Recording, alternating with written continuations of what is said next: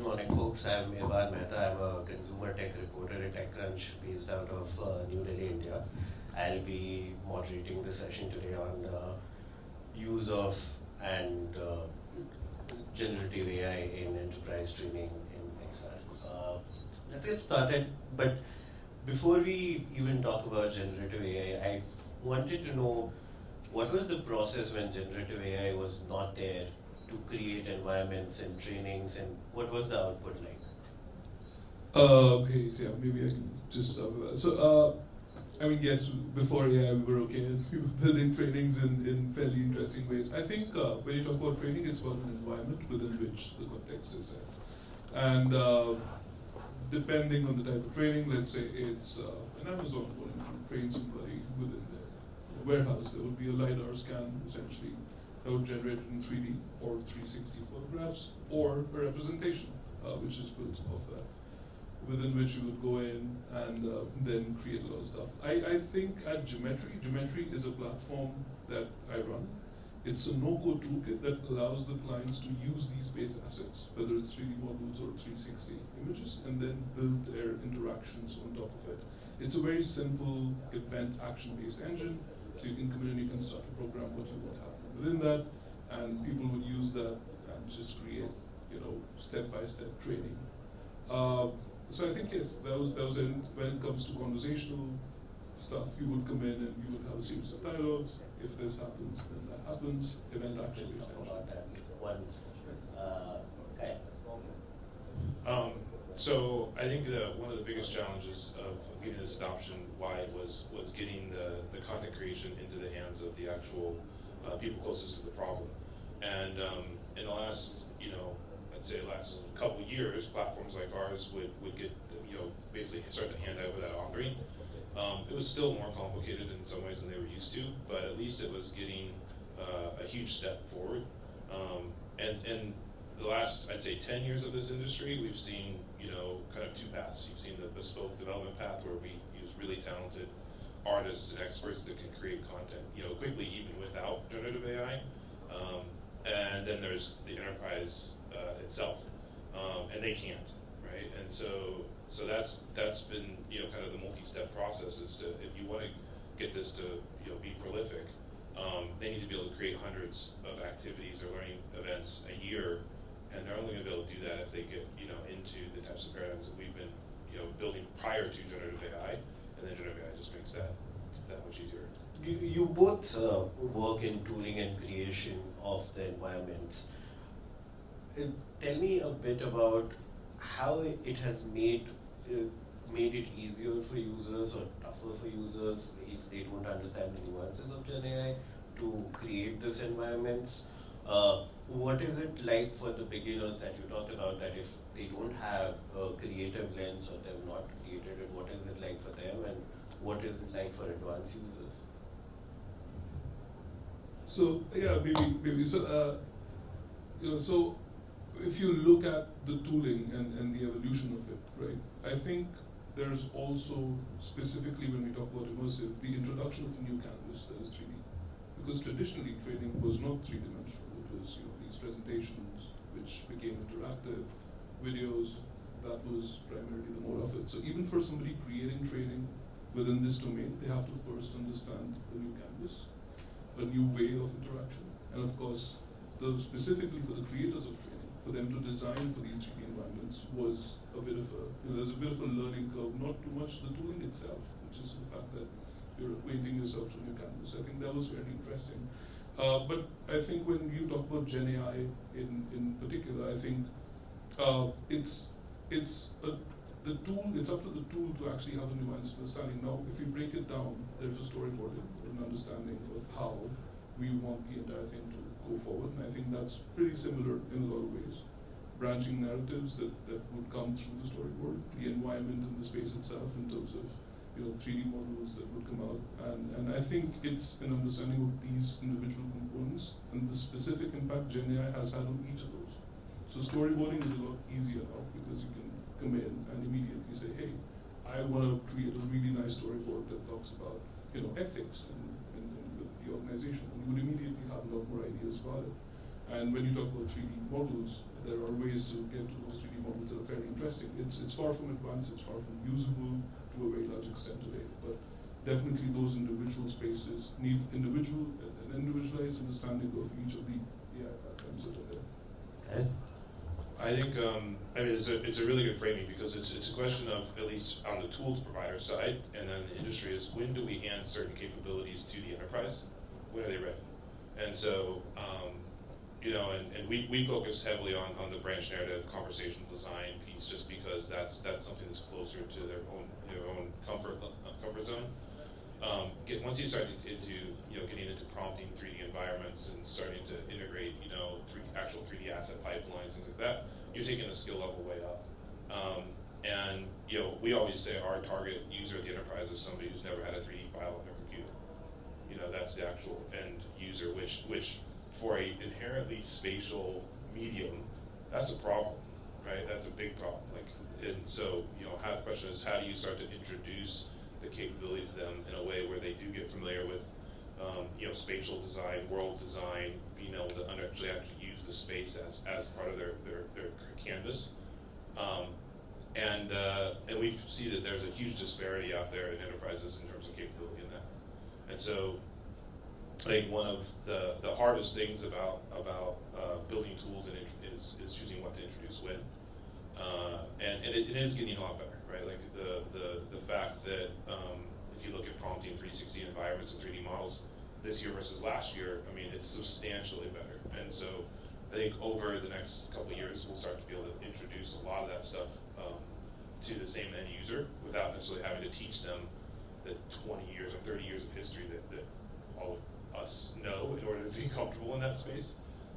And then that's obviously going to open up a lot of new design paradigms. I wanted to talk to one step closer to the end user in terms of their experience. A lot of us experience Gen AI through a chatbot, like ChatGPT or Claude or things like that. In an enterprise training environment, we talked about the people who are in charge of creation using that to create environments.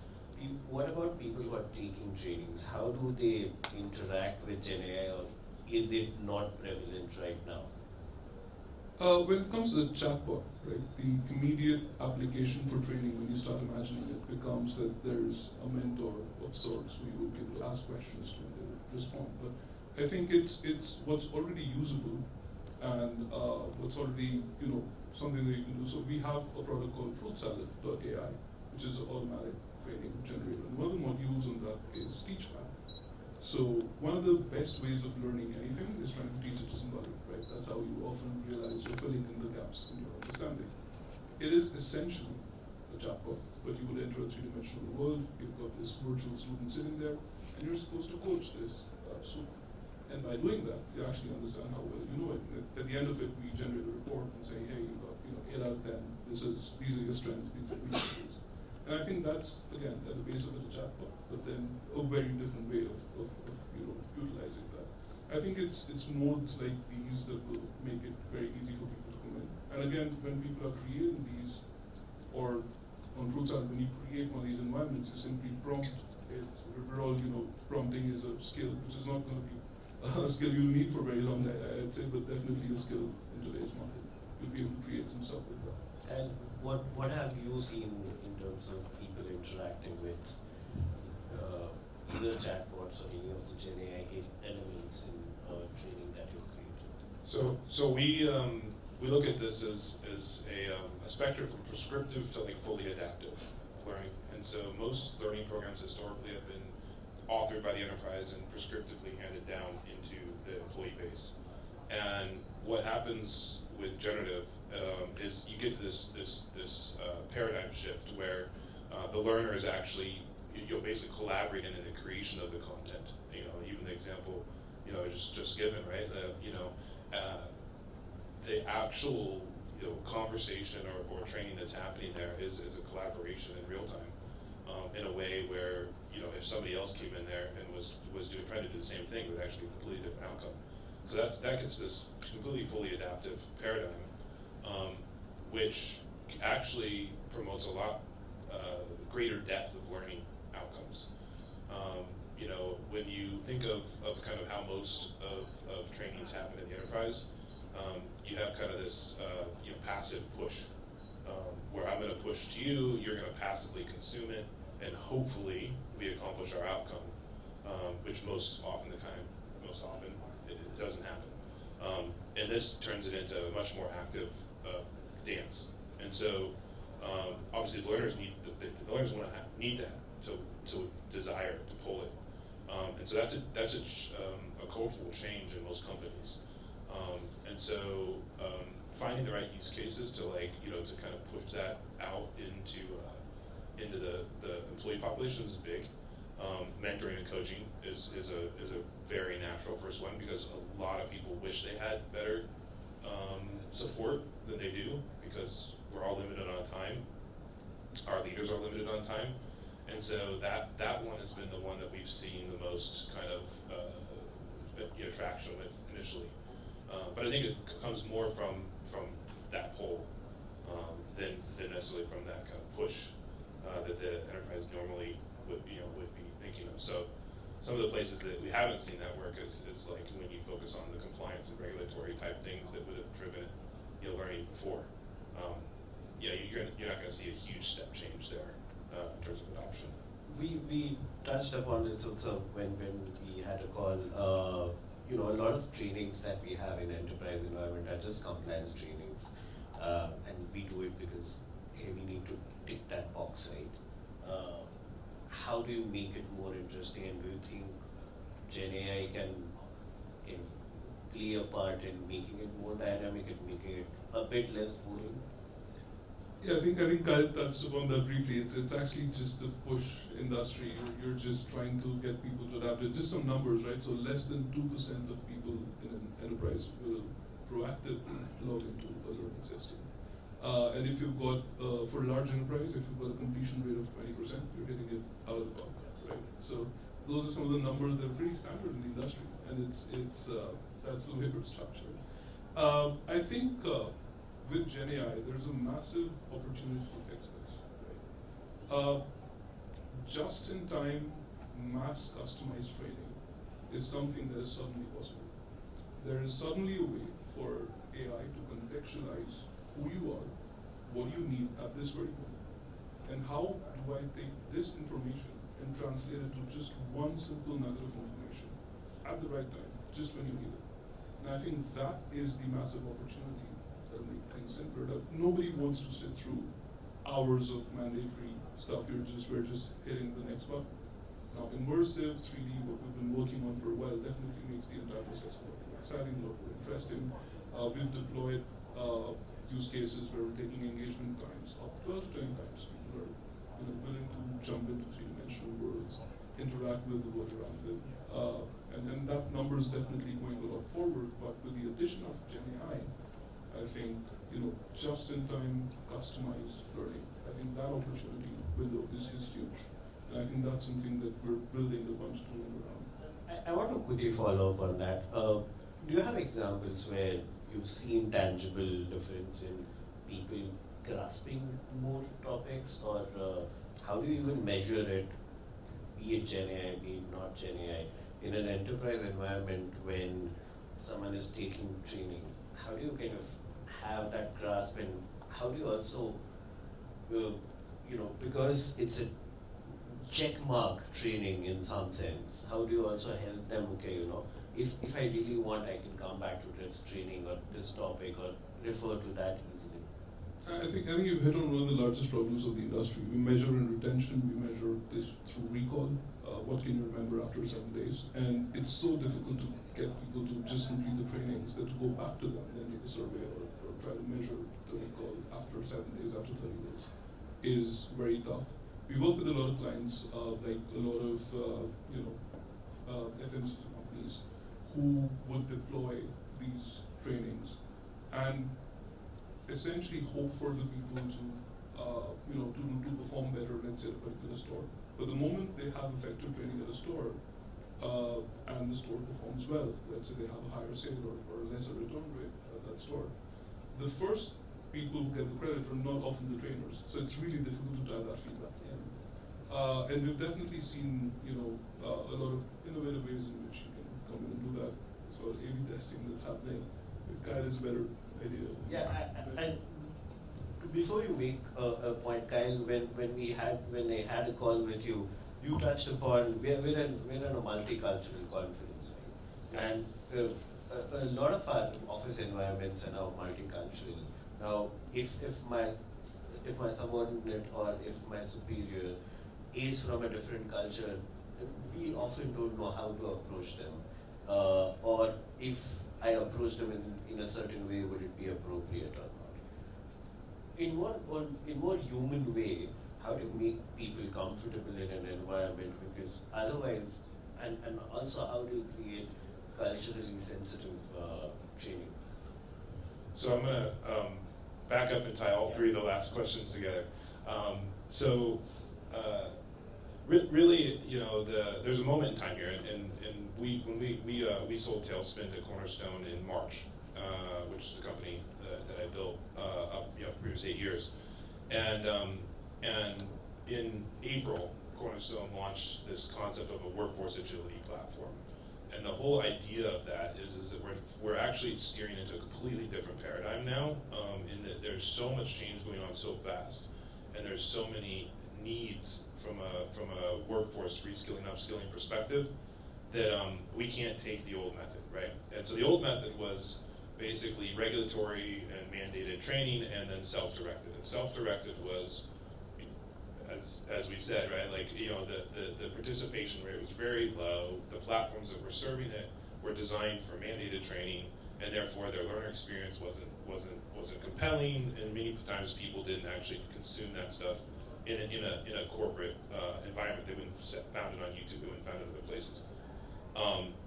There's a whole bunch of problems with that, right? Because the corporate, the employer doesn't know necessarily where the employee is in terms of their own skill development and where their interests are. The employee doesn't know where the company's needs are. So there's a whole bunch of issues that really kind of create this painkiller moment, if you will, where really, education inside of companies is gonna get a dramatic rethink. And a lot of that is going to be leaning towards self-directed, and then having better measurement to understand where that self-directed outcome is starting to put somebody on the curve. So if I lean in and I'm starting to show promise in a certain area because we're in simulations and because these are very active examples of us actually demonstrating those skills, then I'm going to start to be able to chart a career trajectory for myself. The business is going to be able to start to see that potential, and the conversation becomes much more agile. And that's what we're hearing, as post-acquisition. I've been out with, thousands of companies, across 14 different, customer events, and that's the pain that the customer's talking about, is we don't know how to get out of this old mode that we've been in to this new mode that was what we need. And that includes the fact that we're global. So going back to cultural sensitivities, like, we're global, we have challenges of communication and collaboration cross-border. We have 6 generations in the workforce. None of those value systems are aligned. Everybody thinks their employer should be something different. And they think they should be getting something different from their employer. And so you have all these stacks of challenges. And the opportunity is this modality is actually kind of unique in that we can actually address a bunch of those. One, because of the fact that we can generate the learning on the fly. We always meet that learner where they are, depending on the cultural background, the nuance of their own skills, where they are. That's only become possible with these engines and this approach. And then also just the fact that we're going to have so much better visibility. So the whole conversation is shifting dramatically. And one of the things that was so exciting about the acquisition is like, now we're really getting to push that. Like, we actually defined a new category of software called workforce agility. So we're not even calling ourselves a learning company. It's like we're actually not in that business. That's not the business. The business is agility. I want to touch upon, I know that we have only a couple of minutes, so I want to cover a couple of questions, and I want you to keep your answers short. One of the problems I've faced and everyone has seen with Gen AI is hallucinations. I just published a story on how Google search, Google AI overviews in Hindi is not up to the mark, despite the company which has one of the most experienced set of engineers and in the field. And someone asked from audience as well, when you go to regulated industries like healthcare and finance, how do you make sure when you're using Gen AI there are very few errors, if not any? I think the simplest thing that we're doing right now is there's one solution that works 100% of the time, and that is just to prompt the engine to say, I don't know, when it hits something that's uncomfortable. And I think that's the simplest technique that a lot of these systems have inbuilt within this entire system. We did one of the largest deployments for Reliance, one of the largest companies out there. Over 4 billion hit 4 million conversations on that around learning. And there are a lot of people asking not the right questions or trying to, or context that's actually outside of what's there. And just the only solution that worked, and we tried a lot again, the only solution that works is getting it to say, I don't know, or this is not a question that I really want to answer.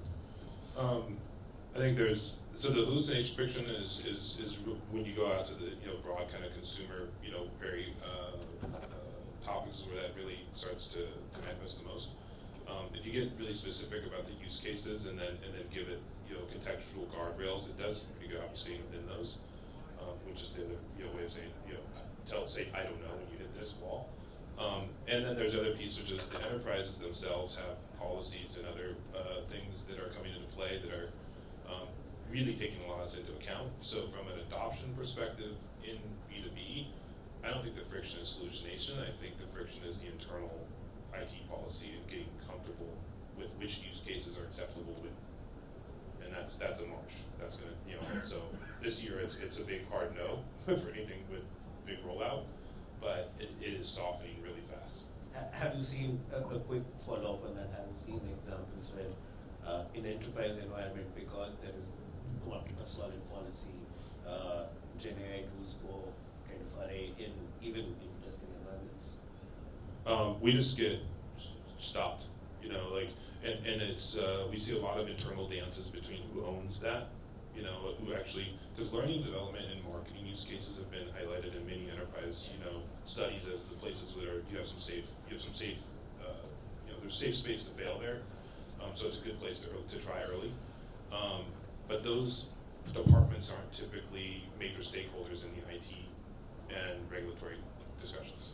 So you have a bit of a internal discussion and struggle going on there that they're all trying to work through. Utsav, you mentioned Reliance and companies like that. There might be policies in one department, there might not be policies in other departments. How do you handle that? I think when it comes to the learning and development teams you work with, they all want it, they want it back. I think that's the one thing that's established. It's only the IT teams that, like Kyle said, need convincing at this point.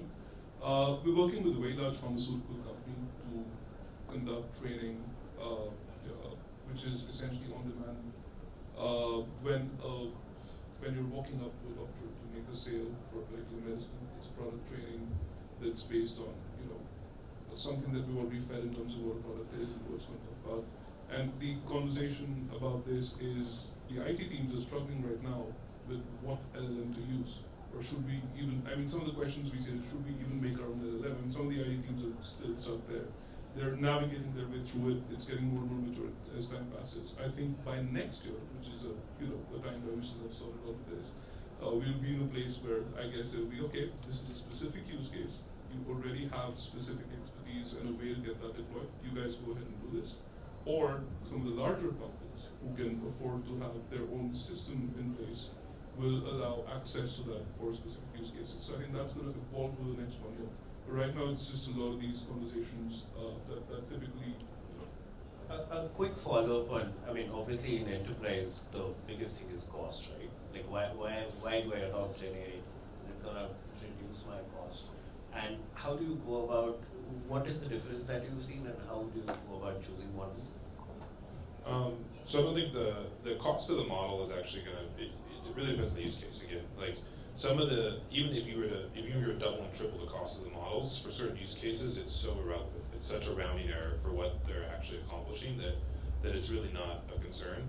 And so what I most commonly hear when people finally get kind of their heads wrapped around it is it's more of a conversation of this flips the L&D model on its head from what we've historically done and what our principles and practices are. And once they wrap their heads around that, again, it also flips the cost on the head, because you know the cost to create content, you know, and the different things that we just talked about that you can now start to unlock far outweighs things like the model cost. But it's taking them a minute to kind of reconcile all that, because it's so new, right? They don't know exactly quite how to balance that equation. No, because we have just 30 seconds left. I want you to make just one quick statement, one prediction about Gen AI and enterprise space. Just one sentence for the next year. I think next year is when we're going to realize that there is nothing called one-size-fits-all training, and it's going to usher in an era of mass customized, just-in-time learning. I would agree with that, and I would just say that the demand is extremely high. Like, people see the promise of this, and I think we'll see a substantial spike in adoption.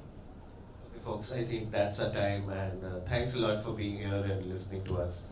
Thank you.